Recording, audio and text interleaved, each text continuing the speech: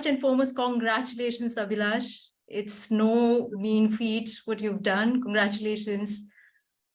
So how do you Thank you. feel? Do you feel tired? Do you want to, what's the first thought, that you want to like sleep? I'm sure people must be asking you this, but is that what you feel like? No, the first thought was of relief. Okay. Because you have that thing at the back of your head, ki anything can go wrong till I finish. Right. And I had to be extra careful. I just wanted to make sure that at least I could finish this circumnavigation. Right. And yeah, I mean, I'm very happy that I was able to bring the boat back Yeah. and cross the finish line. Yeah, we can see that relief on your face, Abhilash, though you look tired, obviously because 236 days, but we can see that relief. All right. So let me start from 2018, after a near-death experience, you were almost paralyzed, but you set out for the same race again. What is it that made you do that? I think that's my nature. Typically, I would say I work like a bull. I'm slow, but I don't give up. Yes, and if I have an ambition, I will chase it for years till I get it. For example, I was in second standard when I decided to join the Navy. I nurtured that dream till I was 17, and I made sure that I joined the Navy. I wanted to become a pilot and a sailor, and that's exactly what I did. I think it's just my nature to give up. Which is so amazing, which is very nice to know. Okay, would you take us back to 2018? What exactly went wrong? Well, I was doing the Golden Globe race in 2018 on a 32 feet boat, which was quite small. And I had been sailing for 82 days. I had pulled up to the third position within 100 miles of the guy who was number 2. And I was struck by a very vicious storm in the middle of the Indian Ocean, exactly between Australia and South Africa, and dead south of India, very close to the French sub-Antarctic territories, which is a group of 4 islands called Kerguelen, Crozet, Saint Paul, and Amsterdam. And the storm was so vicious that people say that it had my name on it. It just swept through the Indian Ocean and died immediately. But in that short time, it created such mayhem and such tremendous effect that my boat kind of capsized 2 times. Mm-hmm. And when it capsized the second time, I got separated from the boat. I found myself at the end of the mast. And when the boat straightened, I was on top of a mast, which was about 10 meters. I fell onto an aluminum pole, hit my back, and then about 30 minutes later, I realized I couldn't stand. My legs were like not obeying me. So I had to send a message asking for a rescue. Right. And then for 3.5 days, I was in the boat just waiting for somebody to turn up. Right. Yeah. Okay. Yeah. After 3.5 days, a French fisheries patrol boat turned up. Mm-hmm. And they got me out of the boat, and they transferred me to Amsterdam Island. Another 3 days later, an Indian Navy ship called Satpura landed at Amsterdam Island, and they transferred me via helicopter to the ship, Okay. took me back to India. Mm-hmm. And after 16 days from the date of the accident, I saw a hospital for the first time. I had an MRI scan, and they found 4 fractures in my spine. Yeah, I was immediately put in a special aircraft, sent to Delhi, and operated upon. So that's what happened in 2018. Okay. And how was the recovery period like, and all the thoughts that you had during that time? It was difficult. I won't say it was easy. I Mm. needed just to just get up from a chair. I had to learn to walk. I had to learn to climb steps. And that was a time when my wife was pregnant, and ideally I should have been looking after her. Yeah. But she ended up looking after herself and me, and I had to undergo therapy every day, which was quite painful. Mm-hmm. But yeah, I mean, uh, in 6 months, I was cleared by the Navy to get back into. Well, a huge thanks to the doctors who were doctors and physiotherapists who helped me get back on my feet. Mm. Was that the period also that you decided you would do this again? Considering you've said that you're very focused and if you decided something, you want to do it?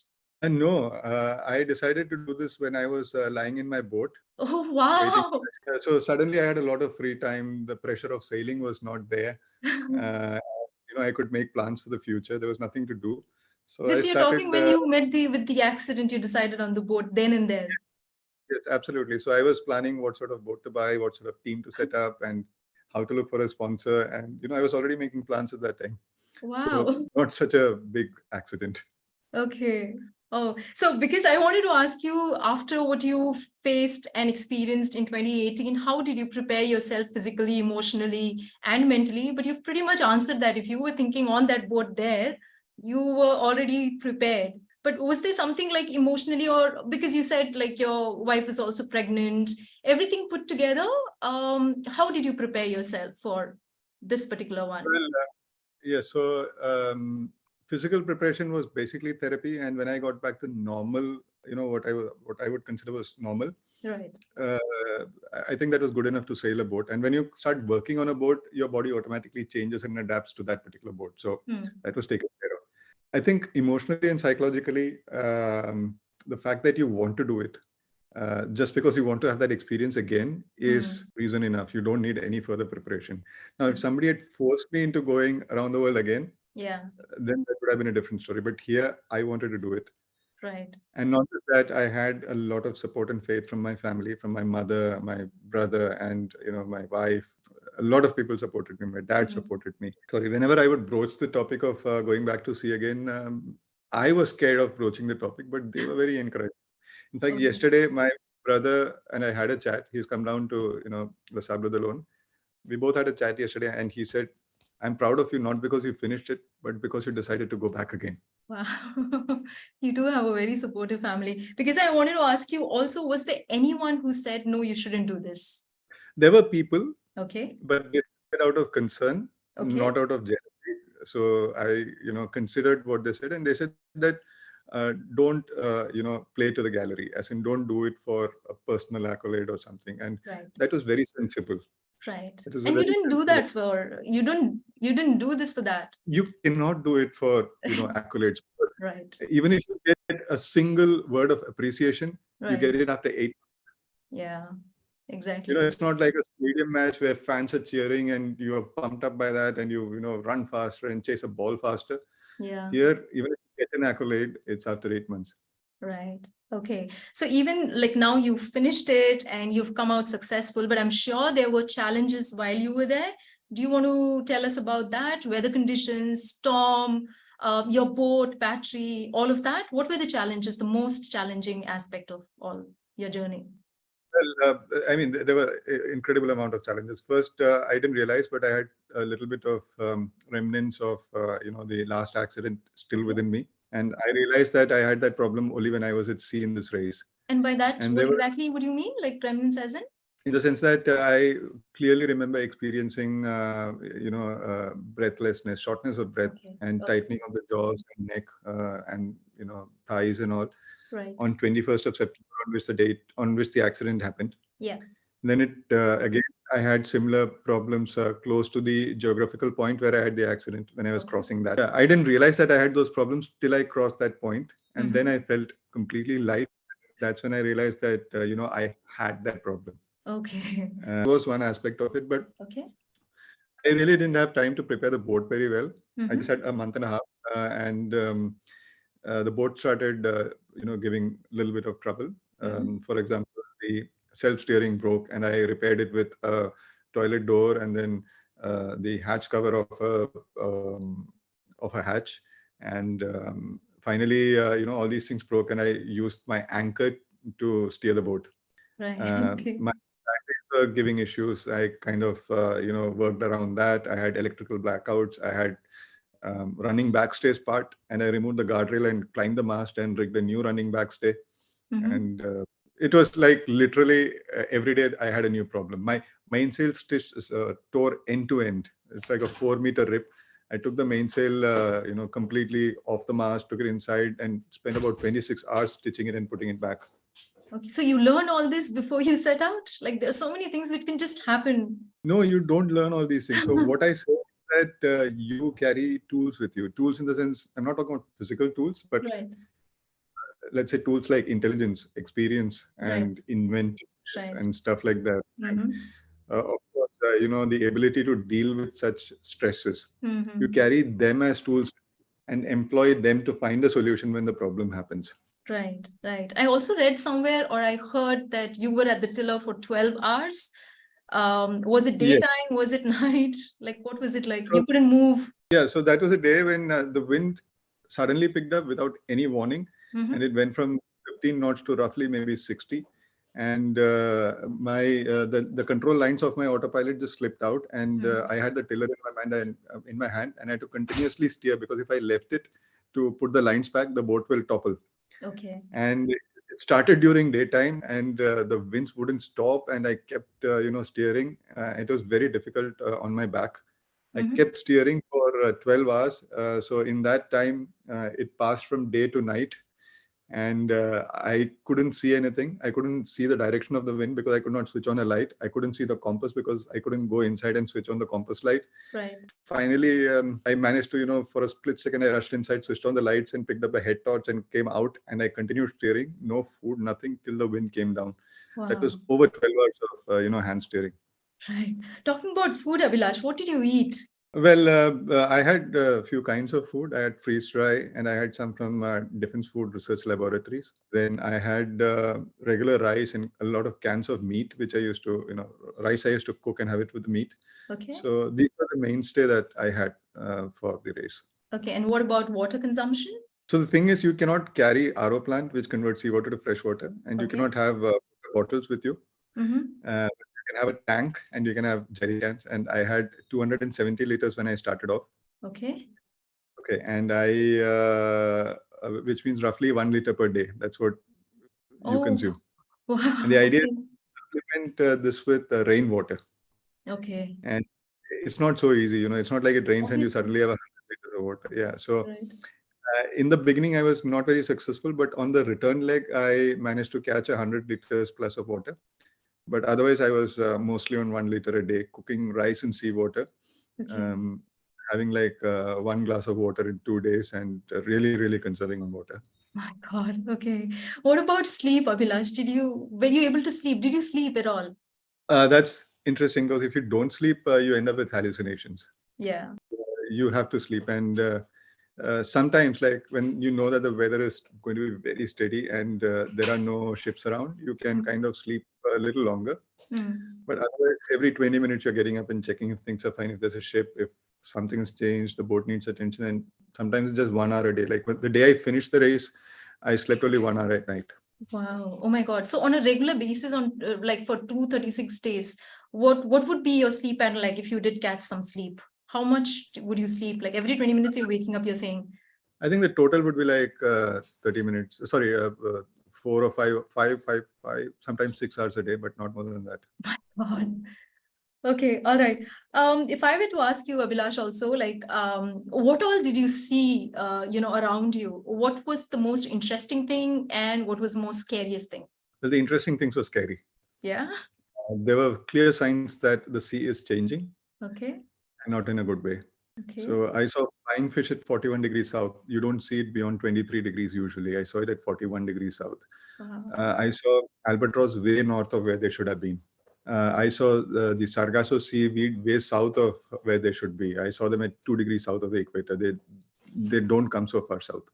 Right. So the sea is changing, and it's going to have a big impact on what's happening on land. Yeah. I saw I had sunburns at 40 degrees south, and that place is known as the Roaring 40s. It's supposed to be windy and it's supposed to be dangerous, but I had no wind and sunburn. And Hmm. just north of in the North Island of New Zealand, there were like one cyclone every week. Oh my God. Really crazy. What about loneliness, Abhilash? Did you feel lonely? And if you did, how did you fight it? I'm very happy being alone. I would call it solitude, which is the glory of being alone. In Okay. fact, this was a common question asked by a lot of people while I was sailing. They would, Yeah. in the interview, what are you doing for entertainment? I said, I Yeah. don't get bored. Yeah. So okay, all right. So you didn't I really don't get need any. bored. I Hmm. no, I can be alone for as long as I want. Okay, all right. That's very strong-headed of you, if I may say so. Okay, if you were to look at the journey, do you think you were competing with yourself, or was it connection with a higher being? When you set out to do a race like this, which is a Mm-hmm. lot of adventure and racing, you have to be open to the end result. The outcome is always unknown, right? And you don't go with a set of beliefs and try to validate it. Now, Mm. personally, I wanted to finish this. That was my primary aim. But I also knew that I will have a lot of experiences which are, could be spiritual, could be otherwise, and I'll have my demons coming out and I'll need to tame them. So they do happen. I know that. And all Okay. these things happen. Right. Do you want to take us through the technology part of the boat? You told me that you didn't really have much time, 1.5 months to prepare the boat.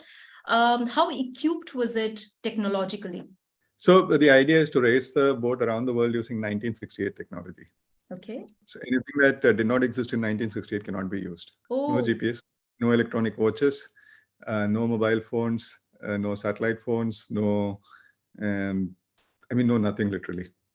It's a wow. simple boat, and you navigate using what's called a sextant Mm-hmm. with an accurate clock, with a lot of chart tables, with a lot of tables with which you do spherical trigonometric calculations to determine where you are.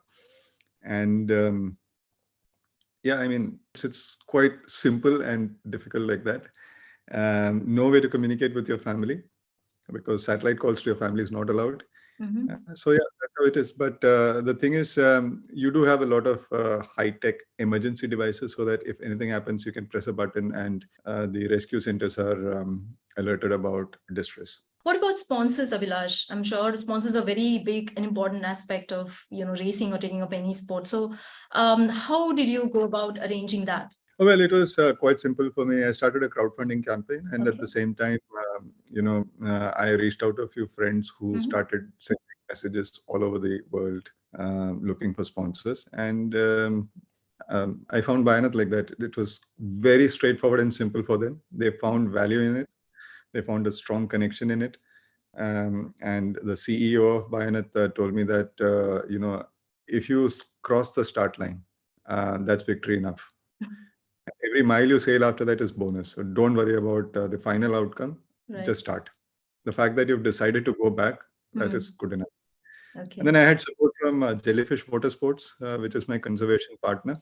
Okay. And yeah, I'm very glad that I got these two people believe in me, and because of which, I'm back. Okay, all right. Again, I was reading an article where I, read your wife said that, to be with you is knowing when to let you go.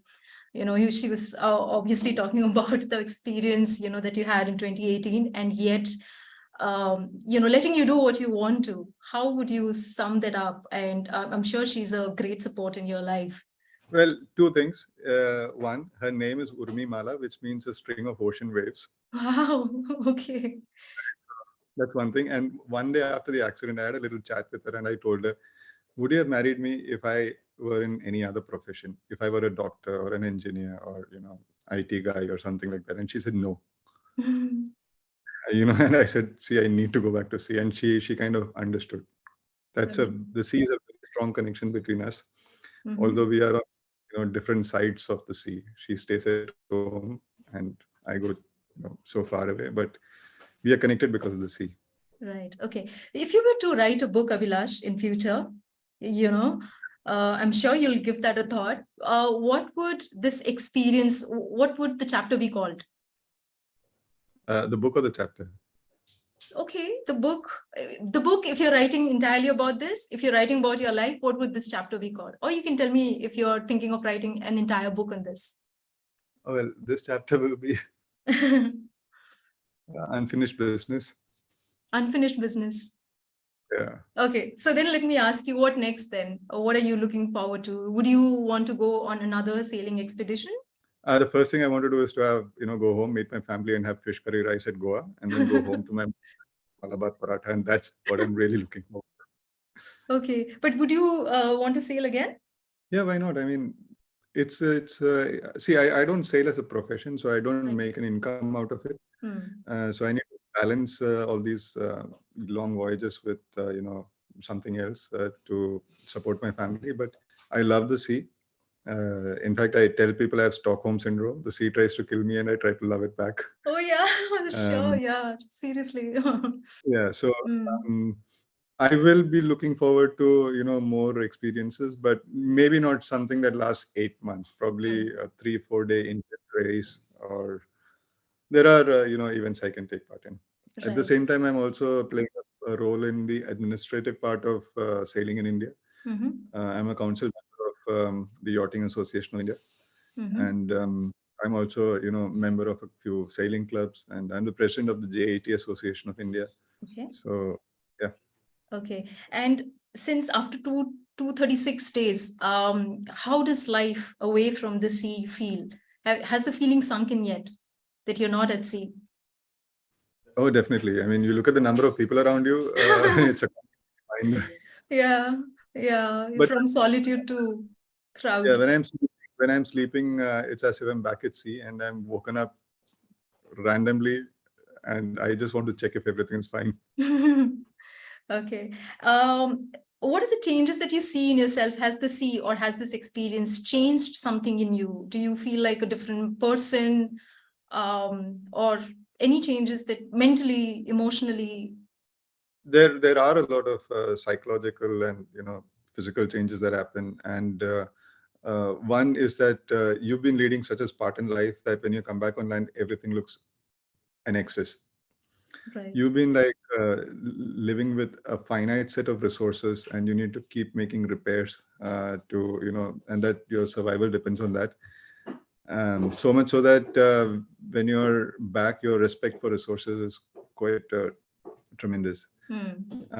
Um, at a psychological level, also, it kind of dissolves a lot of learned behavior, and your ideas of morality and all these things change.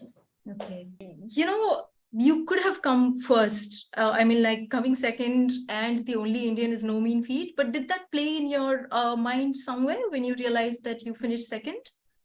No, not at all. Not at Okay. all. Right. The reception I got was so tremendous that Mm.